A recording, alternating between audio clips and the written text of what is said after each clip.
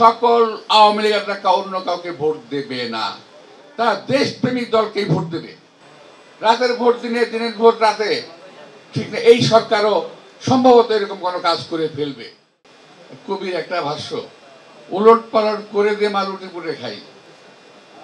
এখন দেশটাকে উলট পালট করে দিয়ে একটা শ্রেণী জুড়েছে দেশে নতুন, এই শ্রেণী দেশটাকে লুটে পুটে খাওয়ার চিন্তা ভাবনা করতেছে, দেশটাকে ধ্বংস করার চিন্তা ভাবনা করতেছে।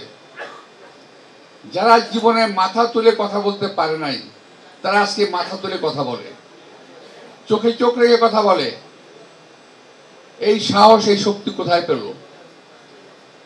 আজকের যে সরকার, তাদের কার্যক্রম স্পষ্টতই বোঝা যায় যে তারা নিজস্ব কোনো শক্তি তাদের নাই। এই সরকার দুটি দলের উপরে, একটি তাদের নিজস্ব সৃষ্ট দল আর একটা পুরনো দল, এদের উপরে ভর করে এই সরকার টিকে আছে। এই সরকারকে ওরা যা বলে, ওই দুটি দল যা বলে, এই সরকার তাই করে।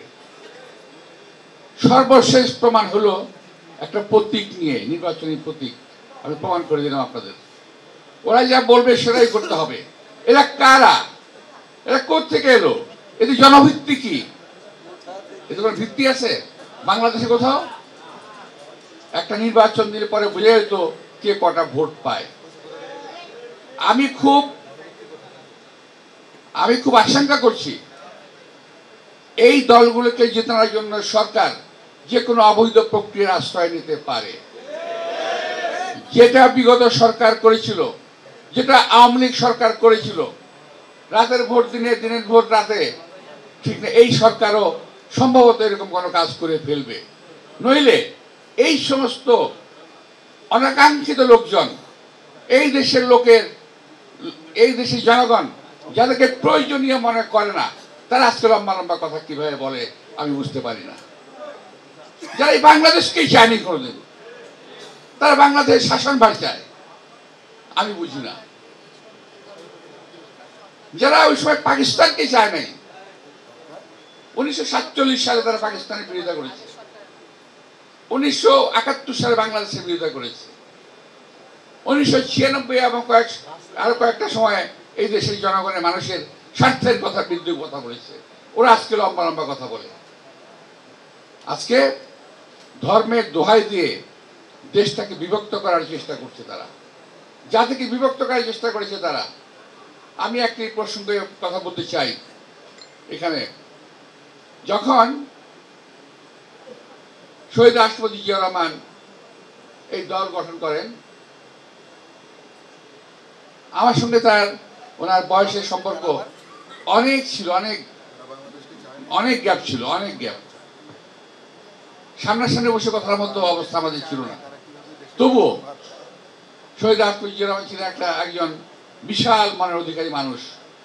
উনি ছোট বাচ্চা থেকে বুড়ো পর্যন্ত সবার সঙ্গে উনি কথা বলতেন, মত বিনিময় করতেন। তো আমাদের সঙ্গে যখন প্রায় কথা হতো, আমি তখন যুবদল করি, আমি একদিন প্রশ্ন করেছিলাম যে স্যার, কিছু স্বাধীনতা বিরোধী লোক, কিছু মুক্তিযুদ্ধ বিরোধী লোক, এদেরকে দলে নিচ্ছেন, এটা কি ঠিক হচ্ছে? এটা কি দেশের জন্য ভালো হবে? তখন তিনি বললেন গম্ভীর গলায় যে তুমি তো বুঝতে পারবে না, আমি তো একজন মুক্তিযোদ্ধা, আমি তো রণাঙ্গনে লড়াই করেছি, এই দেশকে স্বাধীন করেছি, আমি মেনে নিচ্ছি, তোমার মেনে নিতে পারো না কেন? আমি মেনে নিচ্ছি এই কারণে, একটা কথা মনে রাখবে, জাতিকে বিভক্ত করে কখনো দেশের মঙ্গল করা যাবে না। জাতিকে বিভক্ত রেখে দেশের মঙ্গল কখনো হয় না। সুতরাং জাতিকে ঐক্যবদ্ধ হতে হবে। আমরা সেই দলে শহীদ রাষ্ট্রপতি দল করি। আমরা জাতিকে বিভক্ত হতে দিতে চাই না, আমরা জাতিকে বিভক্ত করতে পারি না।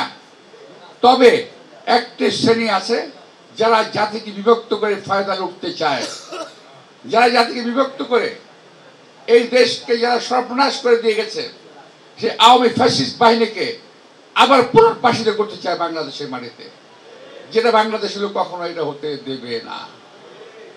আপনারা খেয়াল করে দেখবেন তারা আসলে এত লাফাচ্ছে কেন?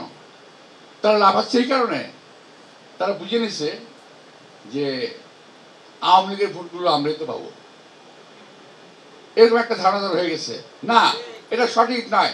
সকল আওয়ামী লীগের অন্য কাউকে ভোট দেবে না, তারা দেশপ্রেমিক দলকেই ভোট দেবে।